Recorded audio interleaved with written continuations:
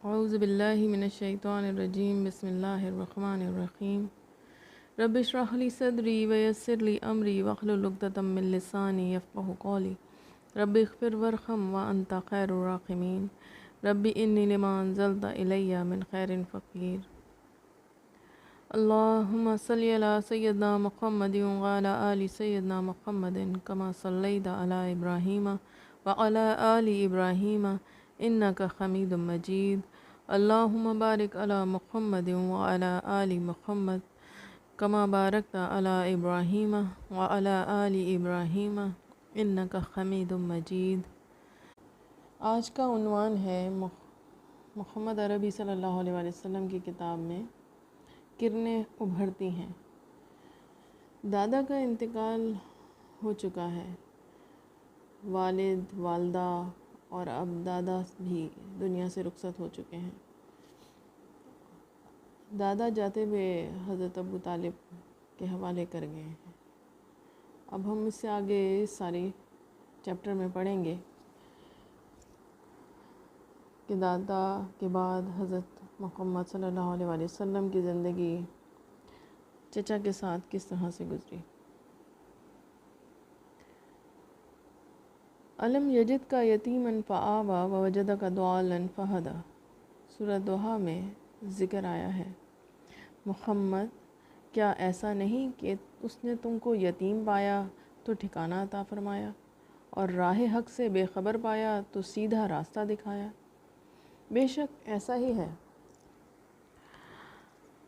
جب یہ آیت پڑھتے ہیں ہم تو ہمیں پتہ چلتا ہے کہ یتیمی کا جو ٹائم تھا وہ اللہ تو بخوبی سب کچھ جانتے ہیں، لیکن اس کو اللہ تعالیٰ نے اپنے نگہبانی میں رکھا ہوا تھا، اور یہی ان کے لیے فیصلہ تھا۔ ماں باپ کی آنکھیں بند ہوئیں تو محمد اللہ کی رحمتوں سے محروم نہ ہو گئے۔ یہ اسی کا فضل و کرم تھا کہ آپ کو ایسے دادا ملے جو آپ پر ماں باپ کی طرح مہربان تھے، پھر ایسے چچا ملے جنہوں نے کبھی یتیمی کا احساس ہی نہ ہونے دیا۔ دادا عبد المطلب کا انتقال ہوا تو ابو طالب نے آپ صلی اللہ علیہ وسلم کو اپنی پرورش میں لے لیا۔ یہ عبد المطلب کے بیٹے تھے اور اسی ماں سے تھے جس ماں سے آپ صلی اللہ علیہ وسلم کے والد عبداللہ تھے۔ اسی طرح یہ آپ کے بالکل سگے چچا تھے۔ دادا نے اپنی موت سے پہلے ان کو آپ کا سرپرست بنا دیا۔ وصیت کر گئے محمد کا ہر طرح سے خیال رکھنا، ان کی خیر خواہی میں کوئی کسر نہ اٹھا رکھنا۔ عبد المطلب کے کئی بیویاں تھیں، ان بیویوں سے 10 بیٹے بھی تھے۔ ابو طالب نہ تو بھائیوں میں سب سے بڑے تھے نہ البتہ سب سے زیادہ باہمت اور شرافت میں سب سے بڑھ کر تھے۔ طبیعت کے بھی بہت نیک تھے۔ پھر آپ صلی اللہ علیہ وسلم کے والد عبداللہ اور وہ بالکل سگے تھے۔ بقیہ بھائی دوسری بیویوں سے تھے، اس لیے کوئی تعجب کی بات نہیں اگر باپ نے یہ ذمہ داری ان پر ڈالی اور انہیں یہ وصیت کر گئے۔ عبد المطلب کی طرح ابو طالب بھی محمد کو بہت مانتے، ہمیشہ کلیجے سے لگا کر رکھتے۔ سوتے تو ساتھ لے کر سوتے، کہیں جاتے تو ساتھ لے کر جاتے۔ آپ کے آگے نہ ان کو اپنی جان کی فکر ہوتی نہ اپنے بچوں کی۔ ان کو آپ سے اس قدر محبت کیوں تھی؟ سوال یہ پیدا ہوتا ہے کہ اپنے بچوں سے بڑھ کے کوئی محبت کر سکتا ہے کسی سے؟ لیکن کچھ خصوصیات ایسی ہوتی ہیں، کچھ باتیں ایسی ہوتی ہیں جس سے انسان جو ہے وہ کسی کا دل موہ لیتا ہے۔ چچا تو تھے ہی، خون کا رشتہ تو تھا ہی، لیکن اتنی محبت کی کچھ وجوہات بھی تھیں۔ آپ دن رات ان کی نگاہوں کے سامنے رہتے، وہ دیکھ رہے تھے کہ آپ کے اندر سچائی اور ایمانداری ہے، شرافت اور پاک بازی ہے، ایک ایک بات میں بے مثال ذہانت اور فطانت ہے، ایک ایک چیز سعادت مندی اور خوشبختی کا پتہ دیتی ہے۔ یہ خصوصیات کوئی بھی انسان اگر اپنے اندر پیدا کرے تو یقیناً آپ جو ہے کسی کا بھی دل موہ لیتے ہیں اور اس کا اعتبار جیت لیتے ہیں۔ اور وہ تو نبی صلی اللہ علیہ وسلم کی تو کیا ہی بات تھی، لیکن ہمارے لیے مثال ہے۔ ہر جگہ ہر ٹائم کی ہم نے ان سے مثال لینی ہے، بچپن کی بھی، جوانی کی بھی، بڑی عمر کی بھی۔ جب وہ اپنی زندگی کس طریقے سے گزار رہے تھے، یہ ساری معلومات لکھی ہوئی ہیں اور ہم تک پہنچ رہی ہیں، تو پھر اس چیز کو ہم نے زیر غور بھی لانا ہے۔ اللہ تعالیٰ ہر جگہ ان کی رہنمائی کر رہا تھا۔ چچا کی سرپرستی میں 4 سال گزر گئے۔ جسم پروان چڑھتا رہا، عقل کا دائرہ وسیع ہوتا رہا اور فطری صلاحیتیں ابھرتی رہیں۔ 12 سال کے ہوئے تو جسم میں کافی مضبوطی اور توانائی آ چکی تھی۔ عقل میں غیر معمولی گہرائی تھی، ذہانت بلا کی تھی، روح میں بے پناہ عظمت و بلندی تھی، وسعت و ہماگیری تھی، احساس و شعور سے وہ بھرپور تھی۔ ابھی آپ کی عمر ہی کیا تھی، لیکن سر پر اقبال مندی کا ستارہ چمک رہا تھا۔ آپ میں غیر معمولی صلاحیتیں جھلک رہی تھیں اور عجیب و غریب کمالات ظاہر ہو رہے تھے۔ ابو طالب دیکھ دیکھ کر سخت حیران تھے، حیرت سے انگشت بدندہ تھے۔ اب ان کے نزدیک آپ کا شمار نو آموز بچوں میں نہ تھا، بلکہ سوجھ بوجھ رکھنے والے بڑے بزرگوں میں تھا۔ پوری بے تکلفی سے ہر طرح کے مسائل پر آپ سے تبادلہ خیال کرتے، جیسے کوئی شخص اپنے کسی برابر کے ساتھی سے کرے، یعنی کہ وہ چچا کا ساتھ نبھانے لگے۔ ہر معاملے میں، ہر مسئلے میں وہ چچا کے ساتھ ہوتے۔ اسی زمانے میں جب کہ آپ کی عمر تقریباً 12 سال تھی، ابو طالب نے شام کے تجارتی سفر پر جانے کا ارادہ کیا۔ سفر دور دراز کا تھا اور راستہ دشوار، اس لیے آپ کو ساتھ لے جانے کا خیال نہ تھا، لیکن وہ چلنے لگے تو آپ لپٹ گئے۔ ابو طالب نے سوچا سفر دشوار تو ہے مگر بھتیجا ہوشیار ہے، یہ سوچ کر بخوشی ساتھ لے جانے پر تیار ہو گئے۔ تجارتی قافلہ روانہ ہو گیا۔ اب یہ بھی اللہ کی طرف سے تھا، جو معاملات بھی ہو رہے تھے سب اللہ کی طرف سے۔ آج بھی جو معاملات ہوتے ہیں سب اللہ کی طرف سے ہوتے ہیں، اور ہمیں جو ہے اپنی نیک نیتی سے اپنے معاملات کو سیدھا رکھنا ہے۔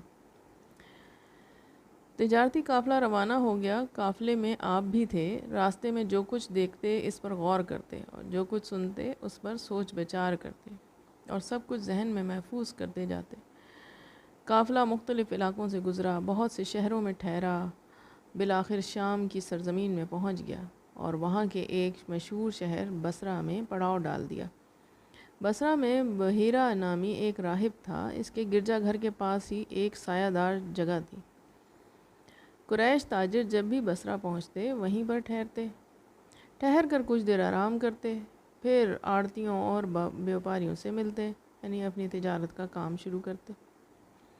یہ قافلہ بھی اسی جگہ جا کر ٹھہرا اور ہر شخص اپنے اپنے کام میں مصروف ہو گیا۔ کوئی زیادہ تھکا ہوا تھا، کوئی آرام کرنے لگا، کوئی بھوک سے بیتاب تھا، وہ دسترخوان بچھا کر بیٹھ گیا، کوئی اپنا تجارتی سامان ٹھیک کرنے لگا، جلدی سے اسے ٹھکانے لگائے۔ اور ابھی کوئی بہت زیادہ دیر نہیں ہوئی تھی، لوگ اسی طرح اپنے اپنے کاموں میں لگے ہوئے تھے کہ ایک قاصد آیا، بولا آپ لوگ بحیرہ کے یہاں تشریف لے چلیں، انہوں نے آپ سب لوگوں کو یاد کیا ہے، کھانا بھی آپ لوگوں کو وہیں کھانا ہے، سب کچھ انتظام ہو چکا ہے۔ لوگ حیرت سے ایک دوسرے کا منہ تکنے لگے، نگاہیں گویا ایک دوسرے سے پوچھ رہی تھیں۔ وہ یہاں کئی بار آئے، ٹھہرے اور چلے گئے، لیکن بحیرہ نے کبھی نہیں پوچھا آج وہ کیوں اتنا مہربان ہو گیا۔ بہرحال کرتے کیا، انکار کرنے کی کوئی وجہ تو تھی نہیں، دعوت قبول کر لی۔ تمام لوگ قاصد کی رہنمائی میں روانہ ہو گئے۔ ہاں، صرف محمد رہ گئے۔ آپ نہیں گئے اس لیے کہ ابھی بچے تھے، صلی اللہ علیہ وآلہ وسلم۔ بحیرہ نے سب کا بہت ہی پرتپاک خیر مقدم کیا، بولا بھائیو، میں چاہتا ہوں آج تم سب میرے ساتھ کھانا کھاؤ، تمہارا کوئی فرد کھانے سے رہ نہ جائے۔ اہل قافلہ بولے ہم سب آ گئے ہیں۔ ہاں، ایک چھوٹا بچہ بھی ساتھ تھا، اس کو وہیں چھوڑ آئے ہیں۔ بحیرہ بولا نہیں نہیں، بچہ ہے تو کیا، اس کو بھی لاؤ، وہ بھی یہیں کھانا کھائے گا۔ ان کی حیرانی اور بڑھ گئی کہ ایک تو خلاف معمول دعوت کی، پھر یہ بھی اصرار کہ کوئی رہ نہ جائے۔ بحیرہ کیا بات ہے، آج آپ نے ہماری دعوت کی ہے، اس سے پہلے تو کبھی کرتے نہ تھے۔ انہوں نے بڑے تعجب سے سوال کیا، آپ لوگ دور کے مسافر ہیں، ہمارے پڑوس میں آ کر ٹھہرے ہیں، ہم پر آپ کا حق ہے، ہمیں اس کا خیال کرنا ہی چاہیے۔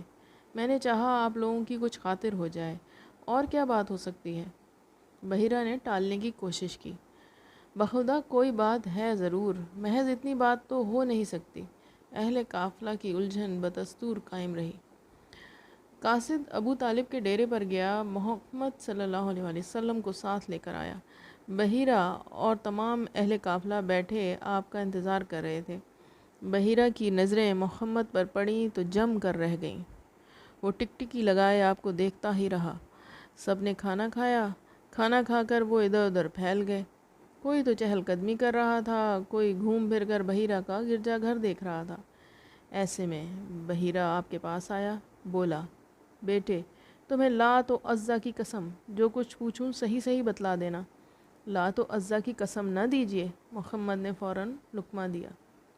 اچھا، خدا کی قسم، جو کچھ پوچھوں سب بتلا دینا، کچھ چھپانا مت۔ بحیرہ نے دوبارہ التماس کیا۔ پوچھئے، کیا پوچھتے ہیں؟ محمد نے ان کی درخواست منظور کر لی۔ بحیرہ آپ سے آپ کے ہی بارے میں مختلف سوالات کرنے لگا۔ کچھ مزاج اور طبیعت کا حال پوچھا، کچھ عادات و اخلاق کے بارے میں دریافت کیا۔ آپ اس کے ہر سوال کا جواب دیتے رہے۔ اتنے میں ابو طالب محمد کو لینے آ گئے صلی اللہ علیہ وآلہ وسلم۔ یہ بچہ تمہارا کون ہے؟ یہ میرا بیٹا ہے۔ یہ کیسے ہو سکتا ہے؟ یہ تمہارا بیٹا نہیں، اس بچے کا باپ زندہ ہو یہ ہو نہیں سکتا۔ بحیرہ نے ابو طالب کی بات ماننے سے انکار کر دیا۔ آپ کے بارے میں بحیرہ کی یہ معلومات دیکھیں تو ابو طالب دنگ رہ گئے۔ ہاں، یہ میرا بھتیجا ہے۔ اور اس کا باپ؟ ابھی یہ ماں کے پیٹ میں ہی تھا کہ باپ کا انتقال ہو گیا۔ ابو طالب نے مزید وضاحت دی۔ تم نے سچ کہا، اب اپنے بھتیجے کو واپس گھر لے جاؤ اور دیکھو اسے یہودیوں سے بچا کر رکھنا۔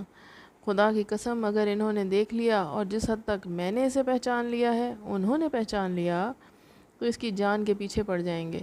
تمہارا یہ بھتیجا کتنا عظیم انسان ہوگا اس کا تم تصور نہیں کر سکتے۔ بس یہ سمجھ لو، یہ وہ ہیرا ہے جس جیسا ہیرا کوئی پیدا نہیں ہوا۔ بحیرہ ایک ہی سانس میں یہ ساری باتیں کہہ گیا۔ بالکل ایسا لگ رہا تھا جیسے وہ بائبل کا کوئی صفحہ سنا رہا ہو، یا محمد کی پیشانی پر لکھا ہو کوئی نوشتہ تقدیر پڑھ رہا ہو۔ پھر وہ واپس ہو گیا۔ چہرہ خوشی اور اطمینان سے چمک رہا تھا اور زیر لب یہ کہتا جا رہا تھا، میرا اندازہ بالکل صحیح نکلا، میرا اندازہ بالکل صحیح نکلا۔ بس کیا تھا، ابو طالب محمد کو لے کر مکہ واپس آ گئے۔ بحیرہ نے جو کچھ کہا تھا وہ سب دماغ میں گونج رہا تھا۔ محمد کے بارے میں جو پیشین گوئی کی تھی وہ ذہن میں گردش کر رہی تھی۔ محمد کے لیے اپنے ملک سے باہر نکلنے کا یہ پہلا اتفاق تھا۔ واپس ہوئے تو اس طویل سفر کے دوران آپ نے جو کچھ دیکھا ذہن میں تازہ کرتے رہے۔ لوگوں سے جو کچھ سنا تھا اس پر غور کرتے رہے۔